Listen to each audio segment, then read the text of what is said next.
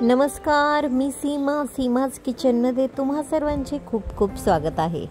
मित्रांनो, आजची आपली रेसिपी झणझणीत तडका देणारी आहे. त्याचबरोबर झणझणीत मसाला वापरून बनवलेली आहे.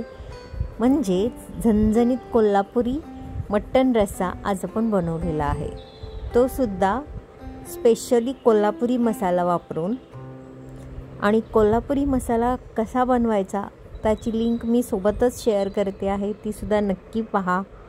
कारण झणझणीत कोल्हापुरी रस्सा हा स्पेशल आहे आणि कशा पद्धतीने आपण घरच्या घरी बनवू शकतो हे सुद्धा पाहूया.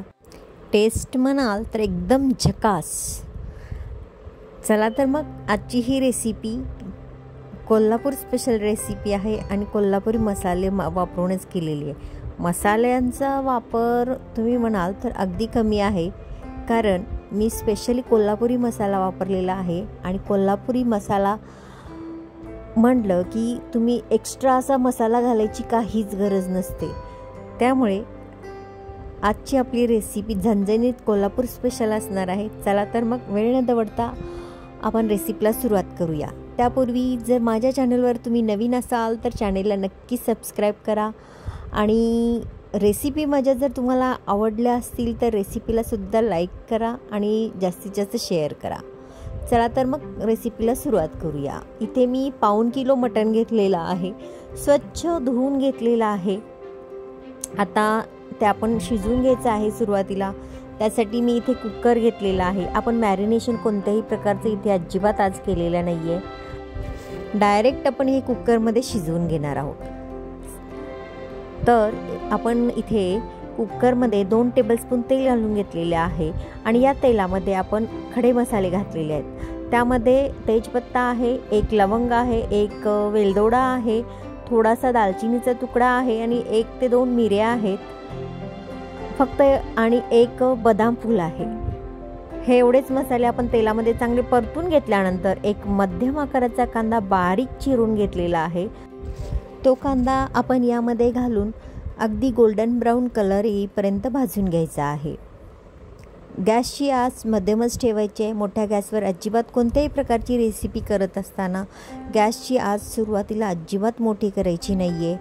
आता याच्यामध्ये थोडासा कांदा भाजून झाल्यानंतर यामध्ये मी 2 टेबलस्पून अद्रक, लसूण, मिरची आणि कोथिंबीर याची पेस्ट करून घेतलेली आहे, ती यामध्ये घातलेली आहे. त्याचबरोबर अर्धा टीस्पून हळद पावडर घातलेली आहे आणि 1 टीस्पून मीठ घातलेलं आहे. हे सर्व तेलामध्ये परतून घ्यायचं आहे. आणि आपण जे मटण धुवून घेतलं होतं ते यामध्ये घालून घेऊयात. मटण टाकल्यानंतर गॅसची आच एकदम पटकन वाढवायची आहे आणि या मोठ्या गॅसवरच आपल्याला हे मटण चांगले परतवून घ्यायचं आहे. या मटणाला सुरुवातीला वाटेल अजिबात पाणी नाही आहे, पण थोड्याच वेळात पहा याला स्वतःचं असं पाणी सुटायला लागेल. त्यामुळे गॅसची आच मोठीच ठेवून याला चांगलं परतवून घ्यायचं आहे. झाकण ठेवून थोडा वेळ असंच ठेवूया, म्हणजे याचं स्वतःचं पाणी सुटायला लागेल. आपण गॅसची आच मोठी ठेवलेली असल्यामुळे अधूनमधून हलवून घ्यायचं आहे, नाहीतर खाली चटका म्हणजे मटण चटकू शकतं. आता हळूहळू करत थोडीशी गॅसची आच मध्यम ठेवायची आहे. त्याचं स्वतःचं असं पाणी सुटायला लागेल आणि ते पाणी पूर्णपणे आटवून घ्यायचं आहे. मगच त्याच्यामध्ये आपल्याला गरम पाण्याचा वापर करायचा आहे. तुम्ही पहा थोडंसं करून आता पाणी यामध्ये सुटायला चालू झालेलं आहे. आणि जसजसं पाणी सुटून आपोआपच त्याचं पाणी आटलं जाईल, त्यानंतरच आपण इथे गरम पाण्याचा वापर करणार आहे. असं थोडा वेळ म्हणजे झाकण काढून थोडा वेळ हलवून आपण म्हणजे पूर्णपणे याचं पाणी सुकूपर्यंत अशा पद्धतीने आपण मोठ्या गॅसवरच हे मटण अर्धं शिजवून घेणार आहे. म्हणजे जवळपास 30 to 35% हे मटण कुक होणार आहे त्याच्या स्वतःच्या पाण्यामध्ये. पहा, ह्याच्यामधील पाणी आता आटलेलं आहे, त्यामुळे मी याच्यामध्ये मटण भिजेल इतपत गरम पाण्याचा वापर केलेला आहे. अशा वेळेस जर तुम्ही थंड पाणी घातलं तर मटण वातट होण्याचे चान्सेस आहेत. आता कुकरच्या 5 शिटी करून घेऊया. कुकरच्या शिटी होत आहेत तोपर्यंत आपण मसाला तयार करायचा आहे। यासाठी आपण पॅन घेतलेला आहे। पॅनमध्ये मी थोडेसे ओले खोबरे घातलेले आहे, म्हणजे नारळाचा छोटासा एक तुकडा मी इथे स्लाइसमध्ये वापरलेला आहे। ओले खोबरे आहे। आपण या ठिकाणी 2 प्रकारचे खोबरे वापरणार आहे, ते म्हणजे ओले सुद्धा आणि सुके सुद्धा। ओले मी सुरुवातीला घालून घेतलेला आहे, ते थोडंसं भाजत आल्यानंतर याच्यामध्ये आपण जे सुकं खोबरं आहे ते घालून घेणार आहोत। सुक्या खोबऱ्याचा किस असल्यामुळे ते मी पटकन लगेच घालणार नाहीये, कारण किस असतो तो पटकन भाजला जातो, जळण्याची चान्सेस असतात। म्हणून थोडंसं ओलं भाजून झाल्यानंतर लगेचच आपण हे थोडं सुकं खोबऱ्याचा किस घालून पटकन असं काढून घेणार आहोत। कारण पहा, याचा कलर लगेचच चेंज झालेला आहे ज्या सुक्या खोबऱ्याचा आहे तो। आता हे भाजून झालेलं आपण एका मिक्सरच्या भांड्यातच डायरेक्ट काढून घेऊया, कारण सुरुवातीला आपण खोबरं बारीक करून घेणार आहोत। कारण खोबरं बारीक एकसाथ कांद्यासोबत जर केलं तर ते पटकन बारीक होत नाही। आता याच पॅनमध्ये आपण 2 कांदे मी मोठे चिरून घेतलेले आहेत, म्हणजे असे मोठे लांबटच कापलेले आहेत, ओबडधोबड कापलेले आहेत, कारण हे आपल्याला शेवटी बारीकच करायचे आहेत। त्यामुळे मी 2 कांदे इथे चांगले भाजून घेणार आहे, म्हणजे ट्रान्सपरंट कलर येईपर्यंत आपण हे भाजून घ्यायचे। आता कांदा भाजतोच आहे तोपर्यंत आपण कोल्हापुरी मसाल्याबद्दल बोलूया।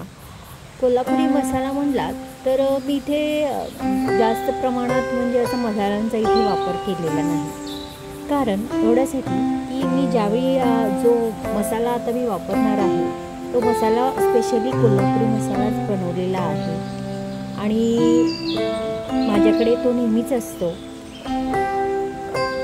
त्या मसाल्याची मी म्हणजे माझ्या चॅनलवर तो अपलोड केलेला आहे, मसाला कसा बनवायचा, त्याची लिंक मी तुमच्यासोबत शेअर करते, ती सुद्धा नक्की पहा। त्याचबरोबर आता आपला कांदा चांगला भाजलेला आहे आणि त्यामध्ये आपण 2 छोटे मध्यम आकाराचे टोमॅटोसुद्धा भाजून घेतलेत। खोबरे ऑलरेडी आपण हे बारीक करून घेतलेलं आहे आणि आपला मसाला म्हणजे थंड झाल्यानंतर आपण लगेचच या खोबऱ्यासोबतच हा कांदा आणि टोमॅटो आपण अगदी बारीक फाईन पेस्ट करून घ्यायची आहे। पहा, मसाला मस्त बारीक झाला आहे। आता आपल्याला फोडणी द्यायची। मटण सुद्धा आपलं शिजून रेडी झालेलं आहे। आता मी पातेल्यामध्ये फोडणी देते, कारण आपल्याला रस्सा बनवायचा आहे। त्यासाठी पातेल्यामध्ये मी 3 टेबलस्पून तेल घालून घेतलेलं आहे। तेल तापल्यानंतर आता आपण याच्यामध्ये एक एक करत पावडर मसाले घालून घ्यायचे। मी इथे 3 टेबलस्पून मिरची मसाला वापरलेला आहे, 1 टीस्पून इथे धने जिरे पूड वापरलेली आहे। हळद पावडर मी 1/4 टीस्पून वापरते, कारण ऑलरेडी मी याच्यामध्ये आपण मटण शिजवताना हळद पावडर घातलेली आहे। तसेच आपल्या कलरला अजून छान कलर येण्यासाठी आपण इथे 1 टीस्पून काश्मीरी मिरची पूड वापरलेली आहे। या ठिकाणी मी अजिबात गरम मसाल्याचा वगैरे वापर करणार नाहीये, कारण ऑलरेडी माझ्या मसाल्यामध्ये पूर्ण सर्व मसाल्यांचा वापर आहे, त्यामुळे मी एक्स्ट्रा मसाला करून आपण जो बारीक करून घेतलेला वाटण होतं तर या मसाला भाजल्यानंतर यामध्ये घालून द्यायचा आहे आणि अगदी तेल सुटेपर्यंत आपल्याला हे वाटण पूर्णपणे मध्यम आचेवर भाजून घ्यायचे। म्हणजे जसं की तुम्ही मसाला ज्यावेळी भाजत येईल ना त्यावेळी कडेने अगदी तेल सुटायला लागेल, अशा पद्धतीने आपण हा मसाला पूर्णपणे भाजून घेऊया।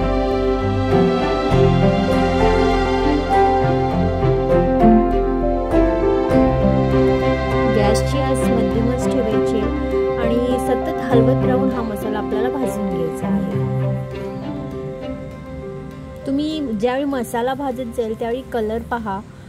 ज्यावेळी मसाला आपण सुरुवातीला घातलेला असतो थोडासा येलोइश कलर असतो त्यावेळी, आणि जसजसा तुमचा मसाला भाजत जाईल तसा थोडासा डार्क असा लालसर आणि ब्राउनिश कलर यायला तयार होतो। अशा वेळी समजून जा की आपला मसाला भाजून होत आलेला आहे। त्याचबरोबर कडेने तेल सुटायला लागतं। आता मसाल्याचा कलर पहा, थोडासा रेडिशचा कलर होत आलेला आहे। अजून थोडा वेळ आपण असंच थोडा वेळ भाजून घेऊया। सतत हलवत राहायचंय, कारण मसाला जळण्याचे चान्सेस असतात, त्यामुळे आपण थोड्या वेळाने असं हलवून घेऊया।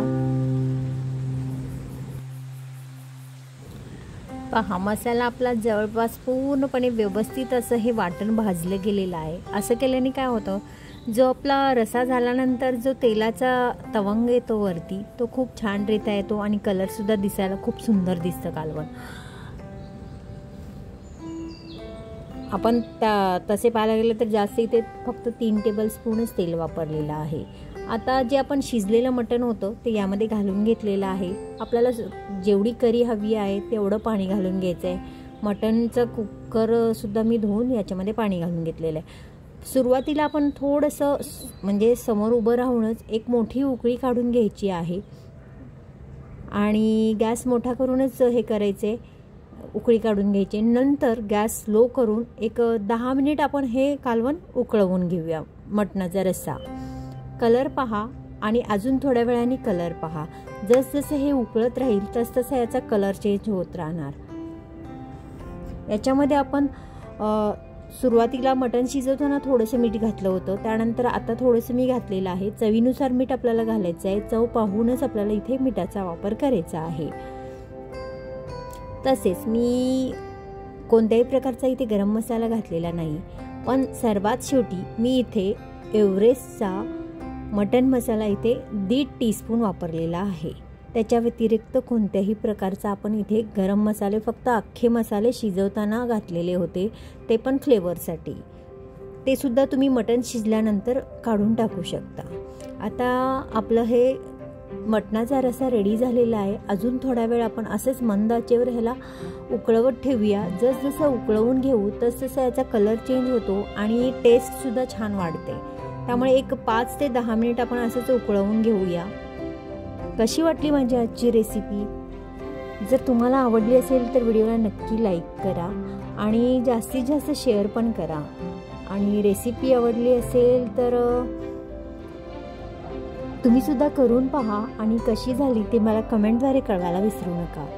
तसेच माझ्या चॅनलवर जर नवीन असाल तर चॅनलला सबस्क्राईब नक्की करा, कारण मी अशाच नवनवीन रेसिपीज घेऊन येत असते. आता कलर पहा आपला रस्सा रेडी आहे. याच्यावर कोथिंबीर बारीक चिरून घातलेली आहे. आता आपण ही सर्व करण्यासाठी घेऊयात. एका बाउलमध्ये काढून घेऊयात. मस्त असा हा कोल्हापुरी झणझणीत मटणाचा रस्सा रेडी आहे. तुम्हीसुद्धा करून पहा आणि कशी झाली ते मला नक्की कमेंटद्वारे कळवा. तसेच आपण पुन्हा भेटूया अशाच एखाद्या नवीन रेसिपीसोबत. तोपर्यंत स्वस्त खा, मस्त रहा, नेहमीच आनंदी रहा. तुम्ही माझी रेसिपी अगदी वेळात वेळ काढून पाहिल्याबद्दल तुमचे मनापासून आभार. धन्यवाद.